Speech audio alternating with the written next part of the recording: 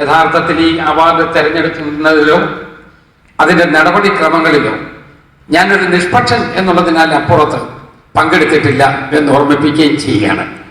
അവിടെ കോളേജ് തലത്തിൽ 3 മേഖലയായിട്ട് ഇതിനെ തിരിച്ചിട്ടുണ്ട്. വടക്കൻ മേഖലയിൽ 1ാം സ്ഥാനം government engineering college west hill Kozhikode, 2ാം സ്ഥാനം Marymatha arts and science college Mananthavady, മധ്യമേഖലയിൽ 1ാം സ്ഥാനം ക്രിസ്ത്യൻ കോളേജ് ചെങ്ങന്നൂർ, 2ാം സ്ഥാനം സെന്റ് തെരേസസ് കോളേജ് എറണാകുളം, 3ാം സ്ഥാനം ഗവൺമെന്റ് പോളിടെക്നിക് കോളേജ് കളമശ്ശേരി.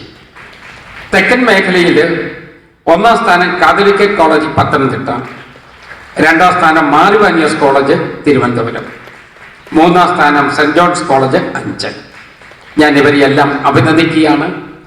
ഈ വർഷം അവാർഡ് കിട്ടിയില്ലെങ്കിൽ പോലും അടുത്ത വർഷം ഈ അവാർഡ് മേടിക്കുന്നതിന് വേണ്ടിയുള്ള പരിശ്രമത്തിൽ ബാക്കിയുള്ള എല്ലാ ആളുകളും ഉണ്ടാകും എന്ന് ഞാൻ കണക്കാക്കുന്നു.